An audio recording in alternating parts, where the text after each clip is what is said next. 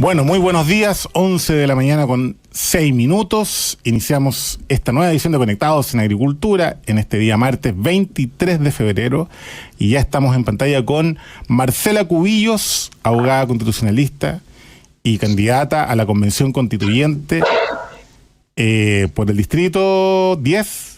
¿Qué número, 11. Marcela? 11. Que ya se me enredan los números de los distritos. Y está también en línea con nosotros otro candidato, que no me cabe la menor duda que va a estar ahí contigo, Marcela, en la Convención Constituyente, don Jorge Patricio Arancibia, un querido amigo, ex senador, ex almirante, ex embajador en Turquía. ¿Cómo está, don Jorge? Querido amigo Giovanni, un gran saludo a ti, a Marcela, a la gente que nos está escuchando.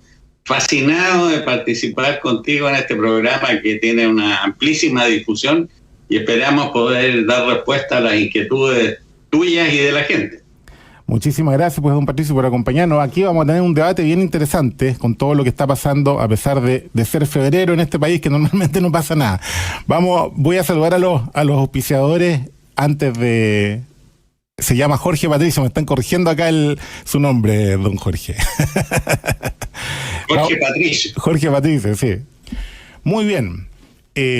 Si le parece, don Jorge, como caballeros que somos, usted que tiene ahí los códigos de la Armada, démosle la palabra, primero que nada, a nuestra querida Marcela, en relación con este tema que planteaba la editorial Marcela de lo que está ocurriendo en la Araucanía, que ocurre todos los días, toda la semana. Creo que lo más grave de todo lo que está pasando es cómo los chilenos normalizamos hechos de la mayor gravedad, sin caer en infidencias. A mí me tocó estar con la familia del carabinero que fue asesinado a fines del año pasado, con además armamento de guerra.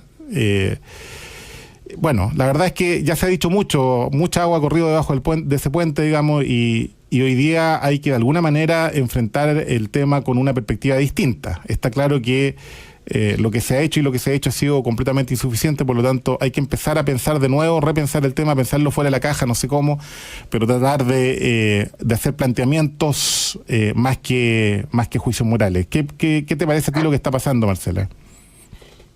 Bueno, hola Giovanni, y qué gusto estar acá con el almirante, que sin duda va a poder aportar muchísimo en este tema, además, y en muchos otros, pero en este en particular. Yo creo que aquí lo más importante es lo que dices tú. O sea, una mujer amanece con un arma en su cabeza, incendian la casa y el país sigue. ¿Te fijas? No pasa nada. Como dices tú, carabinero asesinado y el país sigue. Carabineros emboscados en un furgón, tratan de incendiarlos vivos y el país sigue, como si nada, ¿no?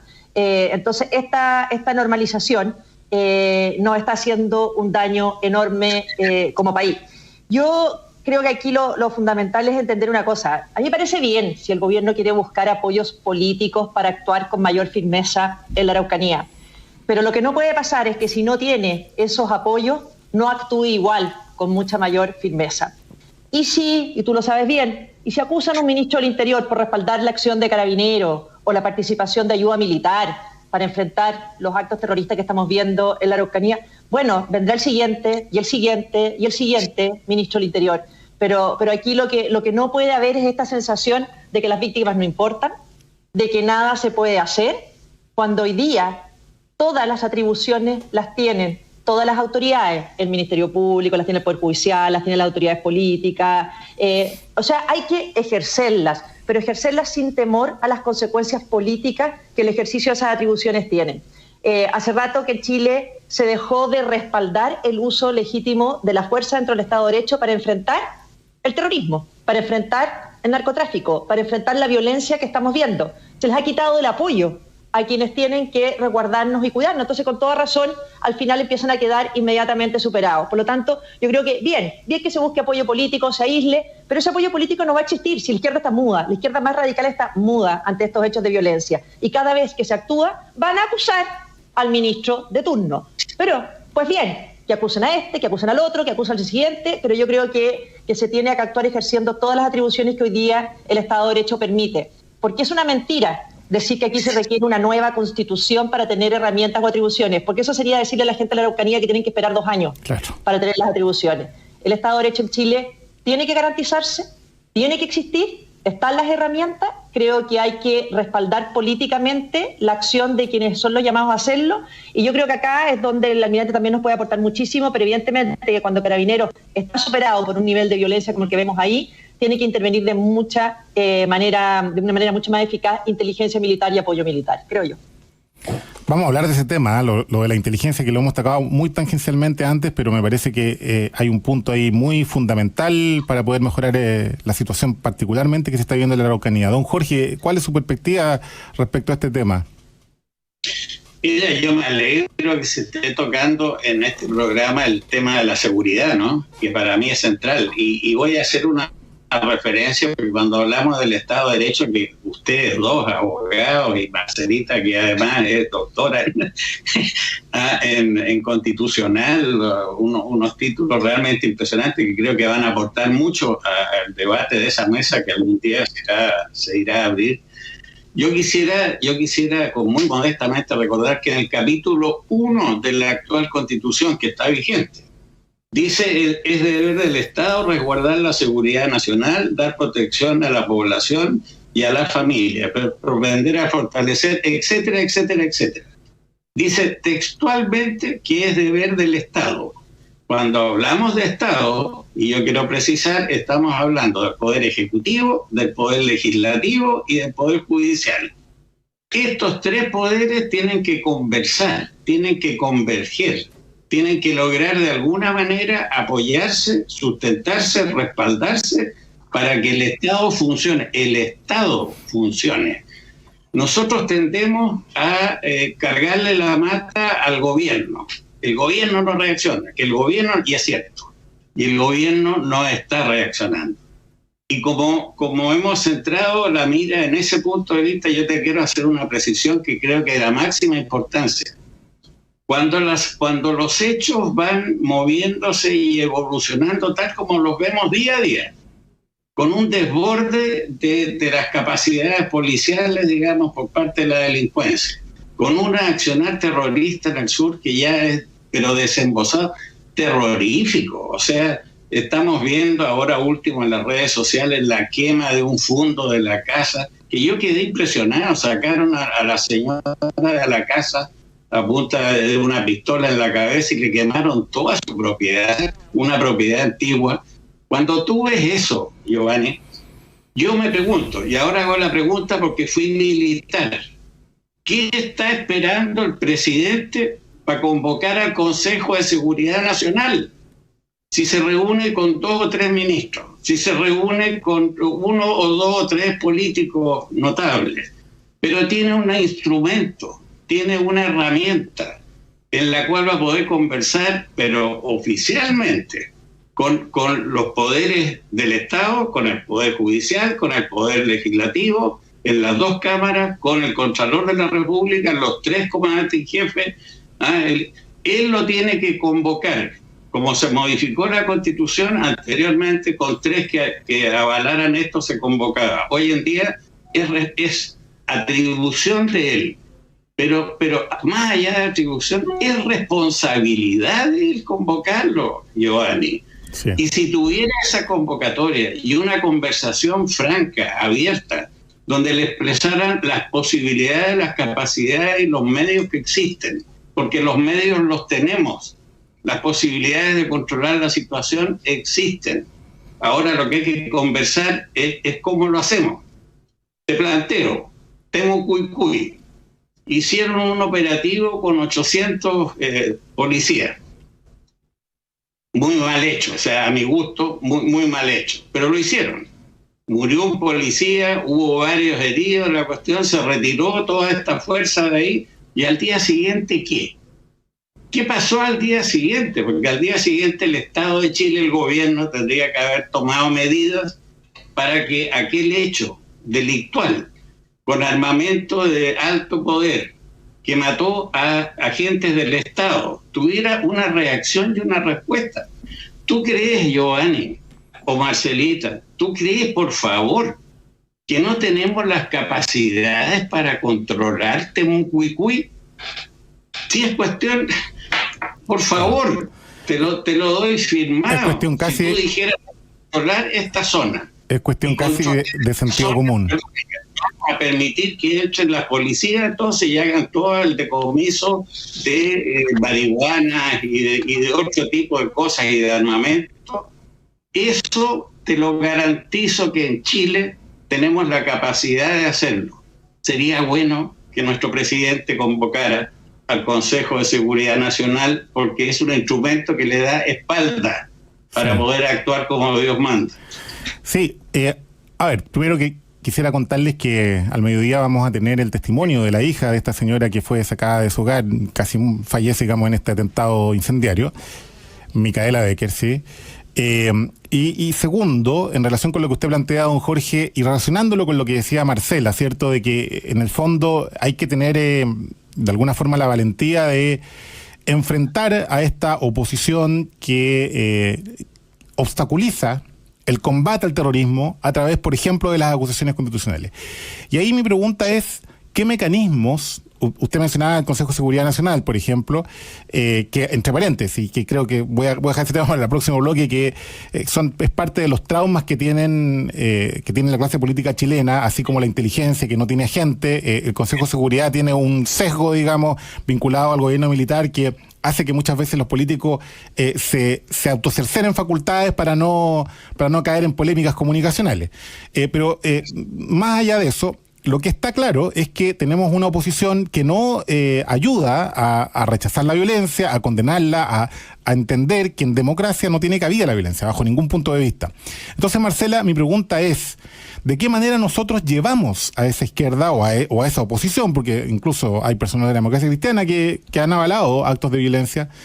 ¿Cómo los conducimos primero a llamar las cosas por su nombre? Lo que hay en la Araucanía es terrorismo, no es mera delincuencia. Está vinculado con la delincuencia, con el tema de la producción de droga, del robo de madera, etcétera, pero es terrorismo. Los actos que ahí se realizan, los incendios, los asesinatos, los disparos, es terrorismo.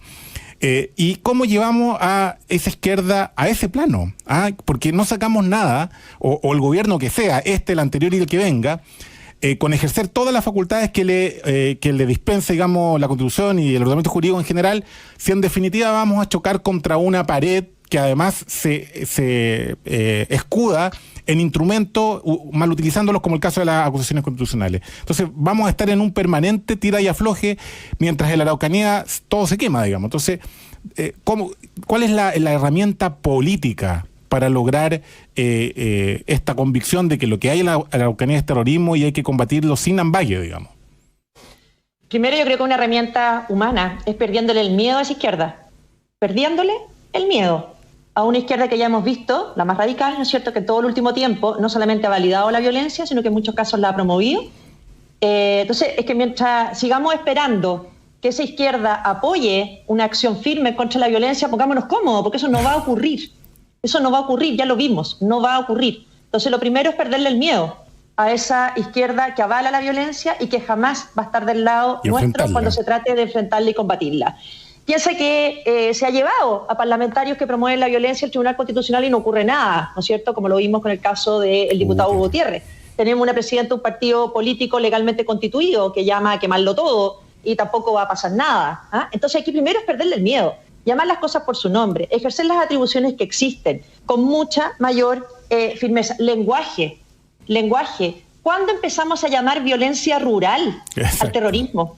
Violencia rural. Si caemos todo el día en un lenguaje que nos imponen para suavizar realidades que son muy dramáticas y muy violentas. Violencia rural.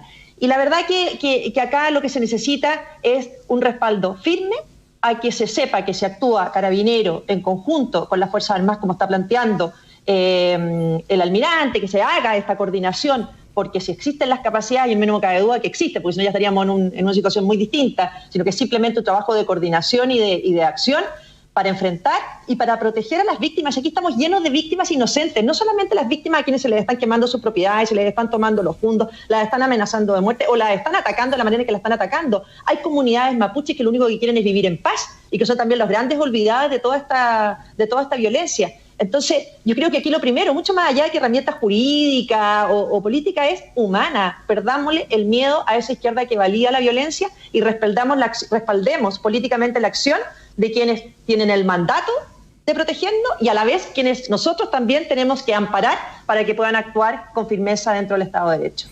Vamos a volver sobre este tema de perderle el miedo a esa izquierda, Marcela, y querido almirante Arancibia. Vamos a hablar también de la posibilidad de convocar al Consejo de Seguridad Nacional y de las herramientas con las que cuenta el Estado para el combate del terrorismo en la Araucanía. Vamos a ir a una pequeñísima pausa, queridos amigos, y volvemos en Conectados en Agricultura con Jorge Patricio Arancibia y Marcela Cubillos.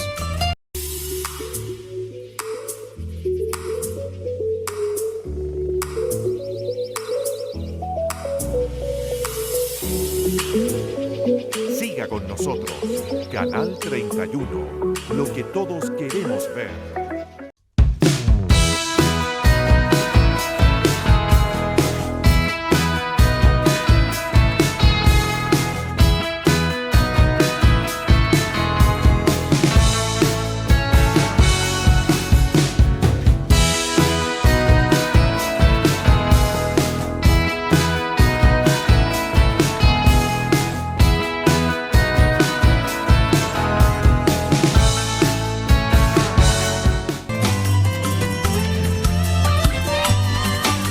Bueno, 11:28 y volvemos con dos grandes candidatos a la Convención Constituyente y no tengo ningún pelo en la lengua para decirlo. Yo espero que ambos estén ahí y que puedan liderar ese proceso que va a ser tan fundamental para el futuro del próximo medio siglo, por lo menos del país, en el cual van a vivir además mis propios hijos. Así que estamos con don Jorge Patricio Arancibia y Marcela Cubillos, candidatos a la Convención Constituyente. Quisiera volver con usted, don Jorge, porque planteó un tema que me parece súper interesante, que es una pregunta fundamental. Frente a todo lo que vemos, ¿tiene el Estado la capacidad, por ejemplo, de controlar Temucuicui? Yo creo que sí. O sea, yo creo que todo el mundo tiene plena conciencia de que los recursos están en el Estado para eso. Entonces, la pregunta es por qué no lo hace, y ahí viene todo el análisis político y todas las críticas que se han formulado. La gran pregunta, digamos, es por qué no se ejercen, por ejemplo, la facultad de convocar al Consejo de Seguridad Nacional, y por qué, por ejemplo, y ojalá profundicemos en este ejemplo, Chile tiene una inteligencia tan particular, un sistema de inteligencia que no cuenta con agentes, a diferencia de todo el resto de las inteligencias del mundo. Sabemos que hay un trauma detrás de eso, ¿cierto? Pero la verdad es que es muy difícil hacer inteligencia sin agente, sin un empoderamiento de la institución encargada de la inteligencia, de la ANI, de la Agencia Nacional de Inteligencia, que ni siquiera puede pedirle antecedentes directamente a la UAF, a la Unidad de Análisis Financiero, que no está obligado a mandárselo, que le puede contestar cualquier cosa, digamos, sin un sistema coordinado de datos, con el registro civil, con impuestos internos, que es lo que en definitiva permite realizar investigaciones exitosas. La pregunta para usted, don Jorge, es ¿qué falta, digamos, para que podamos hacer eficientes esos recursos que, como usted bien decía, el Estado sí tiene? Mira, lo primero que me gustaría despejar de los temas que pusiste es el tema de la inteligencia. Yo recuerdo, con gracia a esta altura, cuando se produjeron esos incendios terribles en el sur, ¿te acuerdas? Hace unos años atrás. Sí, 4 o 5 años. A mí me entrevistaron en Radio Agricultura en esa oportunidad, Alejandro de la Carrera, y me preguntó respecto al tema de la inteligencia. Y yo le contesté, le dije, pero perdóname, le dije, si aquí se sabe quiénes son, dónde están, para dónde se mueven, cómo se llaman. Y dije eso. Bueno, eso significó que el subsecretario de la época, Mahmoud Alewi, me mandara a la Fiscalía como imputado para que yo diera información al respecto. Yo llegué a la Fiscalía con una información y un documento. Tengo un papelógrafo que mide más o menos 7 metros de largo, donde va desde el año 90 hasta el momento en que necesitaron todas las acciones y todo el control de los medios de comunicación abiertos, Giovanni, donde decían qué había pasado, cómo había pasado, quién había estado. Se lo llevé al fiscal, se lo puse arriba de una mesa en una sala de conferencias. Terminó la reunión, salí hacia afuera, porque inteligencia de fuentes abiertas se llama. Claro. Existe. Eso es lo más básico que existe. O sea, permíteme primero que nada decirte que aquí se sabe quiénes son, dónde están, cómo actúan y dónde viven y para dónde se mueven. Y voy a ir seguramente a la Fiscalía nueva a dar una segunda explicación, digamos. Esto es fuentes abiertas, Giovanni. Con esa información, si nosotros sabemos y tenemos un problema, parece en Temucuicui. Ahora te hablo profesionalmente y voy a hablar de lo que yo sé, de mi institución. Si yo le encargo al batallón de infantería marina que tome el control de la zona Temucuicui para que las fuerzas policiales puedan hacer el cumplimiento, digamos, de eliminar las drogas, las armas, etcétera. El batallón de infantería marina, te lo doy firmado, Giovanni, toma el control de esa área. Ahora, si es recibido a balazo, va a contestar a balazo. Esa es parte de las reglas del juego. Claro. No es que vaya a entrar a balazos, sino que va a responder al fuego enemigo, que es de alto calibre y que es de alta potencia. Si no estamos dispuestos a eso, estamos puro tonteando, Giovanni. O sea, tenemos un complejo con el sistema de inteligencia, tenemos un complejo con el sistema de seguridad, con el Consejo de Seguridad Nacional, y tenemos un complejo con el uso de la fuerza legítima. Ahora, ¿tenemos la capacidad, Giovanni? Sí, te lo doy firmado. Y por eso, entonces, la reunión con el Consejo de Seguridad es donde el Ejército, la Fuerza Aérea y la Marina y Carabineros le van a poder explicitar al presidente y le van a poder sugerir cómo manejar situaciones complejas. El presidente resolverá posteriormente. Pero en este momento eso no existe. Tenemos complejos. Entonces, por culpa de nuestros complejos, tenemos a nuestros conciudadanos en el sur pasando una situación que es invivible. Yo cuando veía ayer en las redes sociales cómo atacaron esa casa, cómo incendiaron una propiedad hermosa de un fondo, cómo sacaron a la señora para afuera, cómo su nieta hacía una declaración desesperada. Me llegó por redes sociales después un grupo que ya está llamando a armarse para poder reaccionar civilmente a esta agresión que están recibiendo en la zona sur. Además, ¿Es posible? ¿Es eso conveniente? ¿Es eso adecuado? La gente no se merece eso. Claro, y lo que usted dice es la consecuencia conocida de este tipo de situaciones. Ocurrió en Colombia, ha ocurrido en otras regiones del mundo donde cuando el Estado no es capaz de responder, no es capaz de dar seguridad, son los propios ciudadanos los que forman al final ejércitos paralelos, guerrillas paralelas que terminan en una guerra civil interminable. Yo no sé cuántos años lleva, porque creo que todavía no termina la guerra civil en Colombia, a pesar de que tiene mayor control hoy día el Estado. Marcela, a propósito de esto mismo, una pregunta muy simple. ¿Tenemos una inteligencia inteligente? Mira, bueno, yo ahí me quedo un poco con lo que ha dicho el almirante. Quería agregar una cosa muy corta, que yo creo que él habla de algo muy importante, estos son los complejos. Cómo por los complejos estamos dejando en la indefensión a los conciudadanos. Y habría que preguntarse lo ridículo que es esto. ¿Complejo ante quién? ¿Complejo ante quién? O sea, ¿por qué tenemos que sentirnos acomplejados ante quiénes?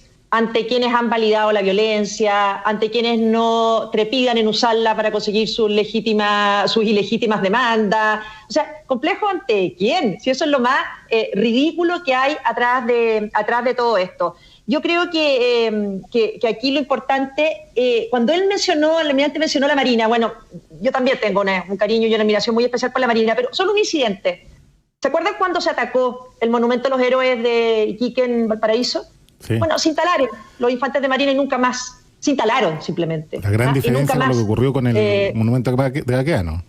Claro, y nunca más se atacó el monumento de los héroes de Iquique. Se instalaron simplemente ahí. O sea, cuando hay señales de firmeza, cuando hay señales de fuerza, cuando hay señales de cuidar lo más nuestro, que en ese son los restos de nuestros héroes, la verdad que se dan esas señales que son importantes. Entonces, hoy día yo escuchaba en esta misma radio a una candidata de la democracia cristiana, la constituyente, que hablaba de que no había que militarizar la zona. Pero ¿en qué país vive? O sea, si ya está paramilitarizada la zona. O sea, qué fácil es decir eso cuando no eres tú, ni un familiar tuyo, a la que le han sacado a punta una pistola en la cabeza de su casa. Y eso se transforma al final en un lugar común nomás. Exactamente. Claro, efectivamente, cuando las frases comunicacionales terminan dominando el debate y no hay análisis, es decir, no se puede militarizar la zona, es no entender el fenómeno, digamos. El fenómeno tiene muchísimas complejidades, pero al final hay cosas muy esenciales. Primero, la violencia no es admisible, bajo ninguna forma para defender ninguna causa. El único que tiene el control del uso de la fuerza es el Estado, en un Estado democrático de derecho. Primera cosa simple. Segundo, Chile no puede entregar su territorio, quedaría partido en la mitad. Por lo tanto, cualquier solución, entre comillas, política que se le quiera dar al supuesto, presunto conflicto mapuche, no puede terminar en eso, digamos. Entonces, si tenemos clara los pilares fundamentales de la acción, claro, es como nos estamos mordiendo la cola, nos estamos dando vuelta permanentemente en los hechos, en las consecuencias, y esto igual que un huracán, digamos, se va enrolando hasta hacerse cada vez más grave. Entonces, yo comparto con... Oye, Giovanni, sí. Una cosa cortita, y aquí hay una falta de empatía brutal, porque si uno se pregunta, ¿qué pasaría si es en tu casa? Que le ponen una pistola a un hijo tuyo. ¿Te fijas? Si le ponen una pistola a tu mamá delante tuyo, si le ponen una pistola a cualquier familiar tuyo dentro de tu casa, ¿estarías preocupada de no militarizar tu casa? ¿Estarías preocupada de que se convoquen a mesas y mesas y mesas de diálogo?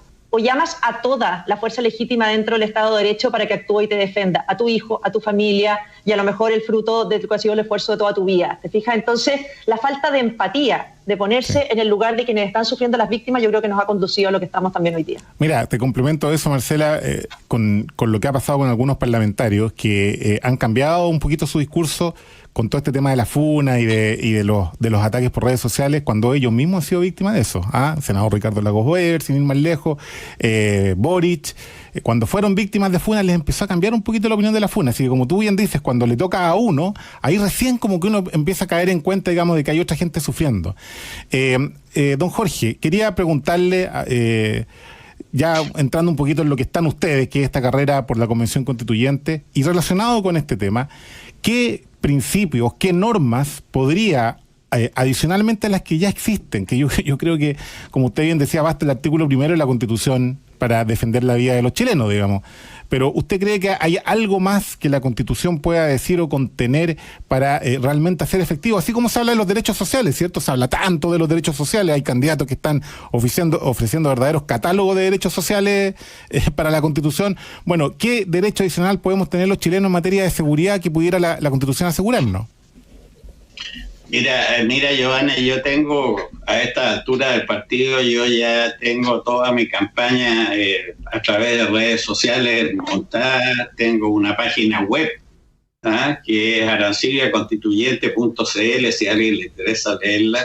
Ahí yo fijo 3 pilares fundamentales de una propuesta. Yo como lo he dicho 1000 veces, yo no voy a entrar con una posición de esa brutales, a ultranza. Yo voy a ir a conversar. Muy bien. Voy a plantear mis argumentos, voy a escuchar a los que se me pongan al frente y a ver si logramos, digamos, encontrar los convenientes acuerdos que este país necesita con urgencia.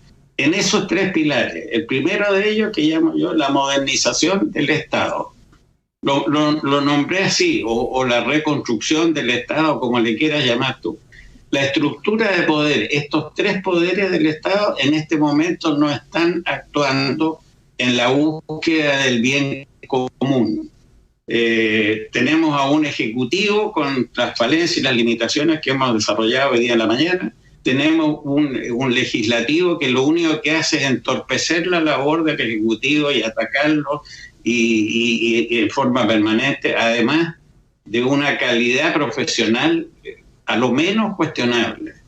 Yo formé y tú formaste parte del Congreso, Giovanni, y yo me sentí orgulloso de ser senador de una Cámara Alta donde me encontraba con personajes extraordinarios.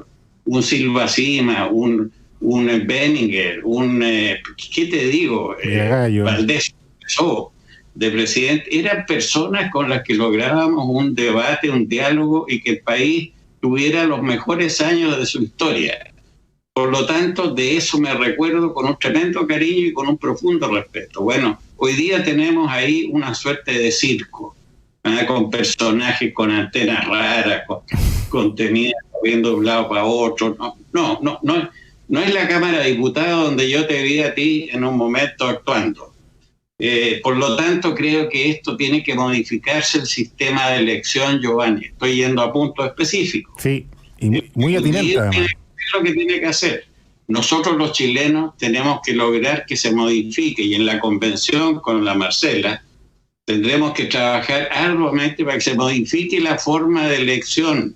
En la actual no se está respetando el voto, Giovanni. Tú votas por una persona, esa persona saca una muy importante votación y por chorreo o por el otro o por la dispersión, todo lo que tú quieras, aparecen personajes con el 1%. Eso no es aceptable democráticamente. Y voy al tercer punto, que es el Poder Judicial.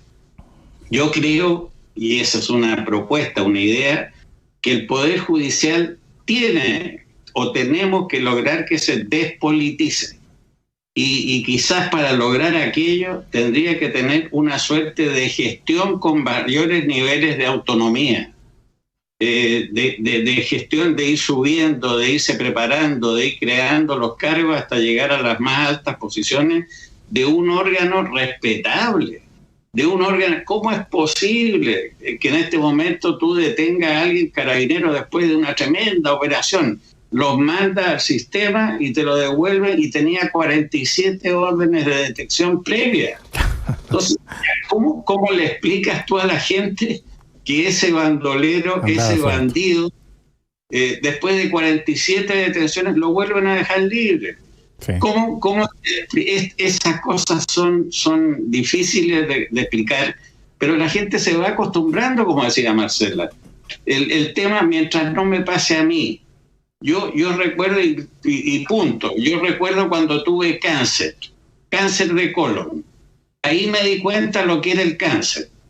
Antes, cuando me decían que esta era una enfermedad que le daba a las personas, y para mí era una enfermedad que le daba a las personas. Cuando me dijeron un día que yo tenía esta cosa, tuve una visión distinta. Es lo que está planteando Marcela. Si el día de mañana entran a tu casa y te sacan a tu señora con una pistola en la cabeza para que entren unos bandidos a quemarla, ¿qué es lo que vayas a pedir tú? Vas a pedir seguridad, sea con las Fuerzas Armadas, con el Ejército, con la Marina. Tú vas a pedir que un bandido no pueda entrar a tu casa y sacarte con una pistola a tu señora para quemarla. Claro. Giovanni, eso es sentido común. Eso es lo que la gente quiere.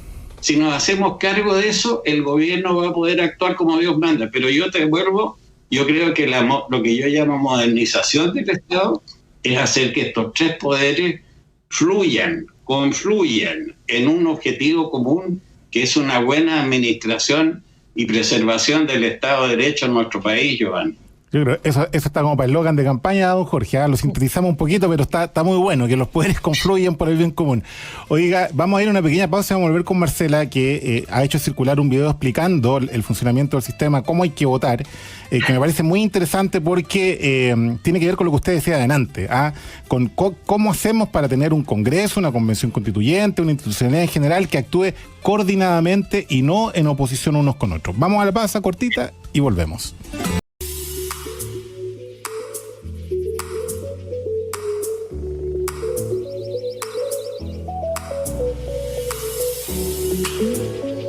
Siga con nosotros, Canal 31, lo que todos queremos ver.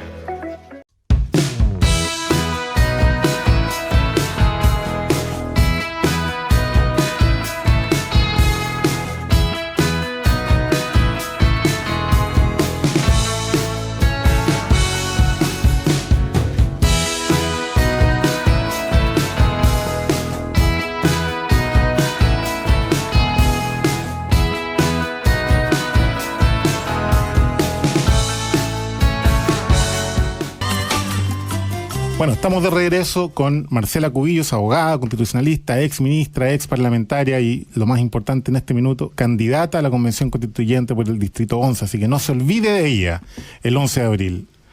Y don Jorge Patricio Arancibia, también gran personaje, ex almirante, ex senador, ex embajador en Turquía, ese país maravilloso. Algún día vamos a conversar de eso, don Jorge, no me ha contado ahí sus aventuras por Turquía, que es tan lindo.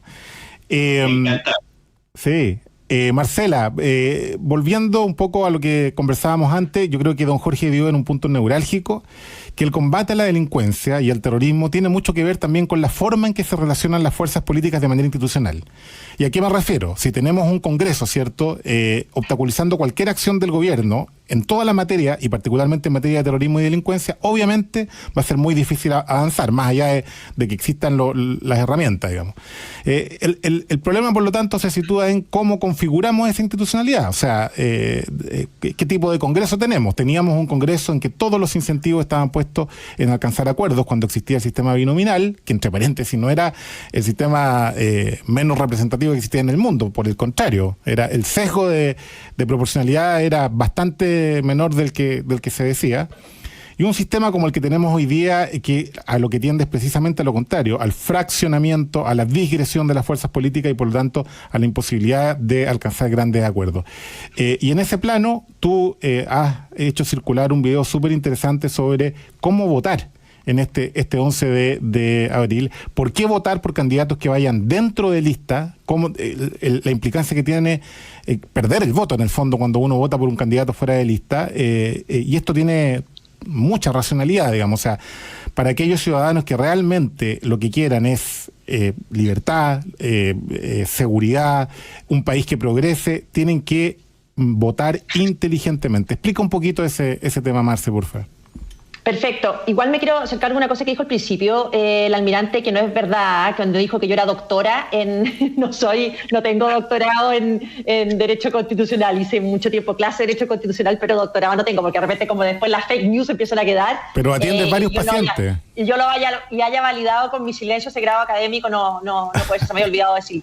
No, respecto de cómo votar, yo creo que aquí es bien importante entender cómo funciona y efectivamente se ha viralizado este video en que el diputado Tomás Fuentes explica cómo con vasos y cómo funciona. Yo creo que se hizo un esfuerzo muy grande por parte de Chile Vamos, que yo celebro, valoro y también empujé a llegar en una sola lista a la elección de convencionales. El trabajo que van a tener los convencionales no es una conversación más, no es un focus group, es realmente hacer la Constitución, definir las reglas del juego para las próximas décadas en Chile. Por lo tanto, era muy relevante que a esa instancia lleguemos unidos. Y se hizo este acuerdo con el Partido Republicano para ir todos dentro de una misma lista, ir todos unidos porque los votos se suman adentro de la lista. Es decir, si alguien vota por el almirante o alguien vota por mí, los votos que uno ya le sobren para salir elegida uno son aprovechados por el resto de la lista. Por lo tanto, ningún voto se pierde. Todos se suman y por lo tanto la gente puede votar con toda tranquilidad por el candidato constituyente que más le gusta, sin hacer cálculos de decir, no, él ya está elegido, voto por otro. No es necesario. Usted vota por el que más le gusta de la lista de Chile Vamos y sus votos van a aprovechar a toda la lista de Chile Vamos. Pero si usted vota por un candidato que va fuera de la lista, aunque sea de derecha, pero va solo, sus votos no se van a sumar con nadie. Y ese candidato probablemente no tiene ninguna posibilidad de salir elegido, porque compite con una lista entera. Por lo tanto, él solo tendría que sacar una gran cantidad de votos que es muy difícil sacarla, porque por algo los candidatos van en lista. Entonces, si usted vota por ese candidato y ese candidato no sale elegido, su voto se perdió y no le sirvió a nadie más para salir elegido. Y el problema que tiene eso es que puede hacer que la lista de Chile Vamos y Partido Republicano termine sacando un convencional menos, que no lo va a sacar ese independiente de derecha, sino que lo va a sacar probablemente alguna de las decenas de listas de la izquierda que van al frente. Por eso es tan importante que si se hizo un esfuerzo para ir unidos, hoy día el votante de centro derecha valide, refuerce ese esfuerzo votando adentro de la lista de Chile Vamos. Porque este esfuerzo de negociación tiene tremendamente molesto y enojado a quienes entienden en la izquierda de sistemas electorales. Ya están hablando de que la derecha estaría sobre representada porque nosotros vamos unidos y ellos van divididos. No es sobre representación, es tener los votos que el sistema nos permite tener y hacerlo con unidad y con un sentido de coalición. Es tener el sentido de unidad que el país necesita. Ese es el sentido de unidad que no tiene la izquierda. Por eso la izquierda hoy día es incapaz de darle gobernabilidad a Chile. O sea, si algún chileno puede decir lo contrario, realmente está mintiendo, digamos. Hoy día la izquierda es incapaz de darle gobernabilidad a Chile, por el contrario, lo que hace es obstaculizar la gobernabilidad. Don Jorge Patricio, ¿qué le parece a usted este tema? Usted va dentro de una lista, ¿no? Yo voy en una lista, ciertamente, el Vamos por Chile. A mí me pasó una cosa bien especial, y es la primera invitación a participar en esto. Yo tengo 81 años, para que me escuchen todos, no tengo ningún problema en decirlo frente a la gente. Tengo 81 años, una vida completa como tú la definiste. Fui comandante en jefe de la Armada, fui marino, comandante en jefe de la Armada, fui senador electo con una muy buena primera mayoría nacional de selección. Fui embajador en Turquía, un país maravilloso donde tuve la suerte de estar con Marcela ahí en una oportunidad, en una visita que ella hizo.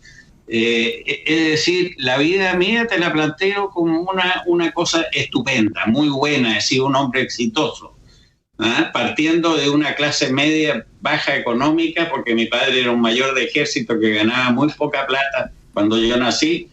He llegado a unas posiciones realmente muy destacables. Entonces, planteo ese antecedente porque creo que es importante.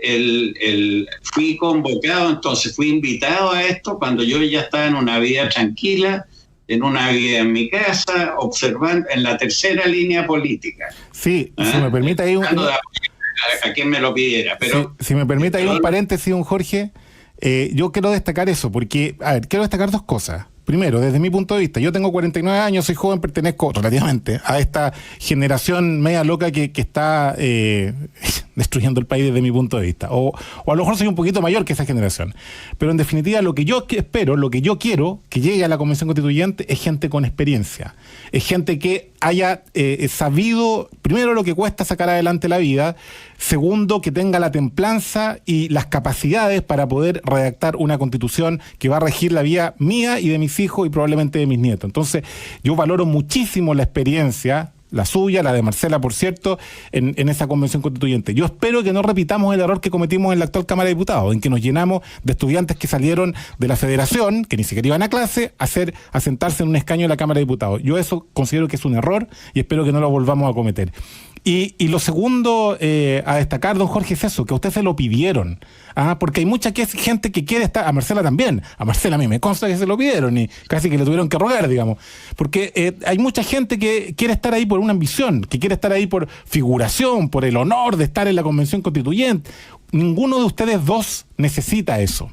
Y eso a mí me parece muy plausible, sobre todo por todas las limitaciones que van a tener las personas que estén ahí, desde todo punto de vista, financiero, político, qué sé yo. Va a ser un mal rato. Yo creo que no va a ser precisamente una cosa agradable. Así que yo admiro a las personas como ustedes que enfrentaron ese desafío. Y yo creo que hay que destacarlo, porque probablemente los electores no discriminan entre un candidato como usted y otro candidato que a lo mejor tiene otras intenciones, que tiene otras cosas que lo motivan a enfrentar ese desafío. Perdóneme que lo haya interrumpido, pero quería hacer esa digresión. No, gracias Giovanni. Eso refuerza muchísimo lo que estaba planteando yo a esta altura de mi vida, como dije, a estos años que llevo ya recorrido. Ciertamente que no hay una motivación de tipo personal. Hay un compromiso. Yo cuando escucho la invitación, me la hace primero RN. Después RN, por estas cosas que ocurren en la política, tiene ciertas dificultades para armar la lista, y entonces la Pepa Hoffman me pide si yo tendría inconvenientes en ir por la UDI. Le explico que en absoluto, que a mí la UDI me encanta, fue un partido en el cual yo formé parte a tiempo atrás. Bueno, y termino conversando con José Antonio, que me dice si yo podría representar los valores e intereses del partido. Es decir, he tenido, si tú me miras, no me ha llamado Evópoli todavía, a lo mejor a partir Vamos a hablar con el otro panelista, con Felipe Casa, que lo llame. Oiga. A lo mejor a partir de este minuto me echan una llamadita, pero estoy al servicio de un amplio espectro de mi sector, del sector de centro derecha, y eso es importante plantearlo. Ahora, agregando algo a lo que decía Marcela de la lista y de cómo votar la cuestión, hay dificultades que están intrínsecas en el problema. Le han metido tanto cambio a esta elección que la vamos a hacer al tipo diputado, pero la vamos a hacer con escaños reservados y la vamos a hacer con paridad en el resultado, no en la paridad en la lista. Ingreso. Claro. Cosas que la gente no las entiende o las deja pasar. Esto complica brutalmente el hecho de que quienes puedan salir electos, porque tiene que salir la mitad hombre, la mitad mujer, independiente los votos. Yo insisto, aquí hay una falta de respeto al voto ciudadano. Se le metió la mano en la urna, si esa es la verdad. ¿Perdón? se le metió la mano a la urna, especialmente con el sistema de paridad de género. Vamos a volver sobre este tema, don Jorge, que me parece fundamental, porque yo creo que hay que hacer también pedagogía cívica, decirle a las personas cómo es el sistema, cómo va a resultar esta elección de convencionales constituyentes. Vamos a ir a las noticias. Y vamos a volver con don Jorge Patricio Arancibia y Marcela Cubillos en Conectados en Agricultura.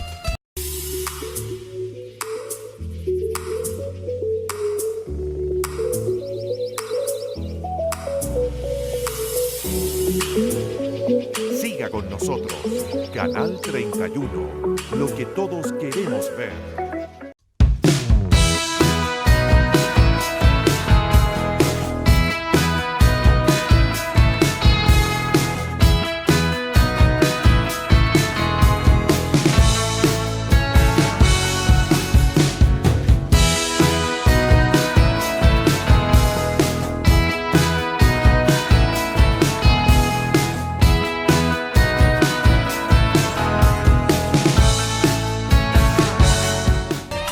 Bueno, 1:15 p.m, ya es hora de empezar a preparar el almuerzo. Y aquí, don Jorge, Marcela está más acostumbrada, pero nosotros todos los días recomendamos, normalmente libros, yo ya he recomendado alrededor de 20 libros durante el mes de febrero, pero esta semana decidimos hacer algo un poquito más liviano, cuando ya está terminando el verano y cuando va a haber que empezar a guardarse un poquito más en las casas. Y les voy a recomendar esta semana un documental de Netflix que fue estrenado en septiembre del 2020, hace muy poquito, que dura 1 hora y media aproximadamente. Se llama El dilema de las redes sociales. Es un docudrama, que son estos géneros híbridos que se han inventado, ¿cierto? Donde se mezcla el documental, básicamente la entrevista, con el personaje de muy alto nivel en Silicon Valley, es decir, en las empresas tecnológicas, en Facebook, en Instagram, en Google, etcétera, que pasaron por esas empresas y que hoy día tienen una visión tremendamente crítica de cómo los sistemas de inteligencia artificial, los famosos algoritmos, que nosotros escuchamos la palabra, no sabemos qué significa, van prediciendo la conducta de los usuarios y los van incitando, por decirlo de alguna manera, a consumir ciertos contenidos que en definitiva los van envolviendo en una especie de cámara y va generando todo este fenómeno de las fake news, de la dependencia de la tecnología, de la dependencia de las pantallas y del tráfico de la información personal, digamos. Es un fenómeno tremendamente complejo, tremendamente relevante para la democracia. Hemos visto ejemplos de esto en las elecciones norteamericanas y en muchas partes del mundo donde las nuevas tecnologías de la información han influido, no siempre de manera positiva, ¿cierto?, en los resultados y en el comportamiento de las personas. Acá la clave está en cómo estas nuevas tecnologías están incidiendo, y como digo, no siempre de buena forma, en el comportamiento de los seres humanos, lo cual nos hace cada vez menos libres, pues. Esa es un poquito la reflexión que quería hacerles con este documental. Marcela. Bueno, es un gran documental. Yo también lo vi, así que ultra recomendable. Yo quiero recomendar 2 películas, una película y una serie. Película maravillosa, Las Noticias del Mundo. No sé, me imagino que ya la han recomendado acá, no he visto los programas todos los días. No la han recomendado, pero he escuchado que es muy buena. De Tom Hanks, que es pero lo más linda, profunda, una gran película. Y serie, a mí me encantan las series en realidad. Y la última que vi, la primera temporada, que es la que está al aire, es El baile de las luciérnagas, que es la historia de 2 amigas, mujeres, a través del tiempo. Y es una gran serie. A veces como que el primer capítulo uno dice más o menos, pero después engancha, porque es una historia también de una amistad inquebrantable a lo largo de los años. Hay que tenerle paciencia. El primer capítulo nomás, y después quedas enganchado para un buen rato. Ya. Don Jorge, si usted quiere recomendar libros, no hay problema, no estamos circunscritos a la serie y las películas acá. Oye, Giovanni, me voy a quejar públicamente de la opinión que tienes tú de este pobre anciano. Estoy totalmente al día con los medios de comunicación. Soy un maestro de esta máquina, digamos, que es tremendamente poderosa. Que me ocupa gran parte del día y me estoy transformando en un artista de las redes sociales.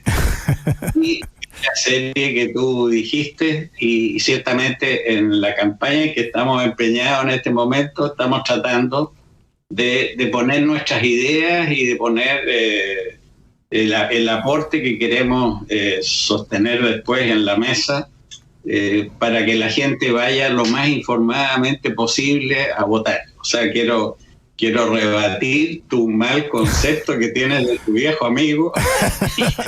No, yo confieso, don Jorge, que a mí el teléfono celular y el computador tiene tantas posibilidades, hay tanta cosa que se puede hacer que a mí me supera, de verdad. Todos los días encuentro algo nuevo y me sorprende que se puedan hacer tanta cosa. Hoy día, no sé si ha visto, está de moda unos videos en que le ponen las caritas cantando una canción. Ustedes sacan una foto y le ponen una carita y le hacen mover la carita, y yo encuentro eso impresionante. Y hay una aplicación para eso y todos los días aparece algo nuevo, y de verdad yo, por mucho que yo soy bastante tecnológico, igual que el Checho, pero no logro estar al día con los temas.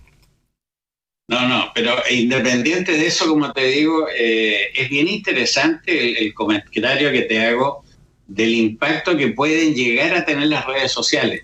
Ahora estamos en un periodo bien especial, estamos en vacaciones, y la gente anda en otra. O sea, lógicamente está con sus preocupaciones y sus inquietudes en otra dimensión, pasándolo bien por último, no le interesa tanto esta cosa. Así que nosotros resolvimos que en esta etapa, y con pandemia además, que no te permite un contacto muy directo con la gente, tenemos que hacer un centro de gravedad en redes sociales, y lo estamos haciendo con un criterio bastante técnico de sectorización.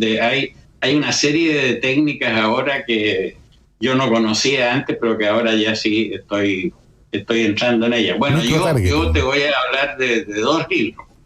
Hay uno que leo, pero con profusión, digamos, y que es este de acá. ¡Qué buena recomendación! La Constitución Política de la República. Se lo recomiendo a algunas personas que quieran opinar o que quieran subirse arriba de este buque, que le echen una mirada a porque aquí hay normas que no se están cumpliendo. O sea, no sacamos nada con tener el día de mañana y hacer con Marcela una constitución maravillosa, perfecta, iluminada, si no la vamos a cumplir. O sea, si la ejecución del tiempo 3 no se va a cumplir. Entonces, este es un libro que a mí me atrae mucho, digamos, que lo estoy viendo. Pero hay otro que me produjo una buena reacción, y este de acá dice: ¿Cómo mueren las democracias? Gran libro. Hace poco un autor dio una conferencia en Chile sobre ese tema, uno de los 2 autores. Levitsky y Daniel Ziblatt.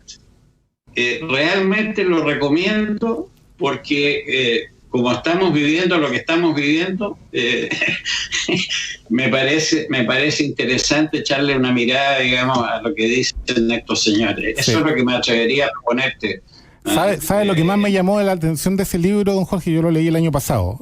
Lo que más me llamó la atención de ese libro fue el planteamiento de que lo que se perdió en la democracia norteamericana en la última década fue la continencia de los políticos.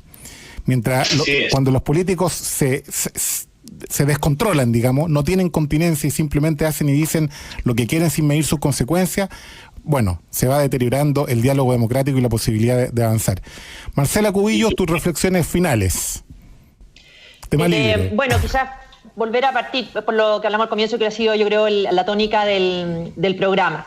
Bien, si el gobierno quiere buscar apoyos políticos, pero no puede ser indispensable que los tenga para actuar, porque evidentemente hemos visto que esos apoyos no han estado. Se ha acusado a los ministros, se ha acusado a intendentes, se ha acusado al presidente de la República. Por lo tanto, seguir esperando que haya un apoyo político para actuar con firmeza, para enfrentar la violencia, el terrorismo y el narcotráfico, no lo vamos a tener.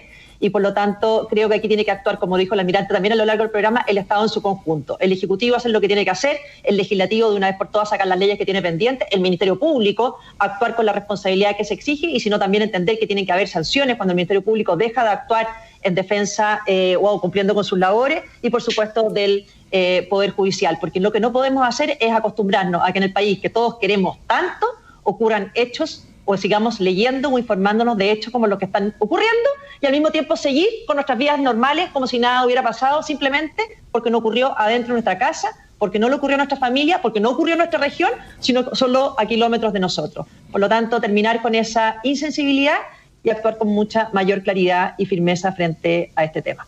Muy bien. Don Jorge Patricio Arancibia. Giovanni, yo primero quiero darte las gracias por la invitación a este programa, que para mí ha sido gratísimo, y tener la posibilidad de verte y de ver y conversar con Marcela, a quien le tengo un altísimo cariño, un gran cariño.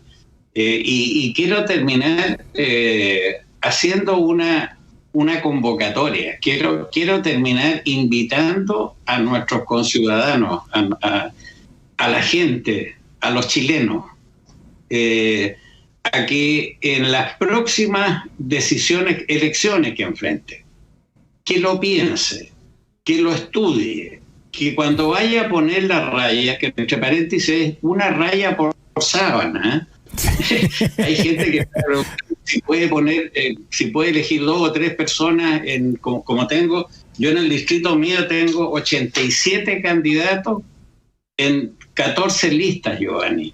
Entonces te hacen preguntas en la calle de repente si hay que votar por uno solo o hay que votar, bueno, que se informen, pero principalmente, Giovanni, que participen, que se la jueguen, que sean ciudadanos que se comprometan con el destino de este país y que con posterioridad, al haber participado, que exijan lo que corresponde, que se les satisfaga como ciudadano de Chile. Es la gente la que tiene el poder. Es la gente. La estructura del Estado está al servicio de la gente. Y si hemos elegido un diputado X, Y o Z, o un senador, o un presidente, o lo que tú quieras, que después se nos desvía, se nos aparta, esa gente debiera reaccionar y debiera exigir que le cumplan aquello que le prometieron. Un ciudadano comprometido con el destino de su país, no un 50% que se quedó en cama. Eso, en las circunstancias que estamos viviendo, para mí no es justo. Aquí está este viejo presentándose a un desafío que es muy grande y que estoy con toda la fuerza del mundo para enfrentarlo. Gracias, Giovanni. Gracias, Marcela. Gracias a usted, don Jorge. Yo hago mío su llamado a todos los ciudadanos, a todas las personas que tienen derecho a voto este 11 de abril, a que se informen, a que busquen a su candidato en el voto. Se tomen la molestia, como decía don Jorge, en algunas elecciones va a ser una verdadera sábana, pero busque a los mejores candidatos. Necesitamos gente buena en la Convención Constituyente, gente como don Jorge Patricio Arancibia y como Marcela Cubillo. Para eso, infórmese, búsquelo en el voto y no se pierda. Aquí es muy importante lo que se está jugando para el futuro de Chile. Muchas gracias, don Jorge Patricio Arancibia, candidato a la Convención Constituyente, lo mismo que a nuestra querida Marcela Cubillos, también candidata a la Convención Constituyente. Gracias por habernos acompañado. Y con ustedes, si Dios quiere, mañana a partir de las 11 de la mañana en Conectados en Agricultura. Chao, chao.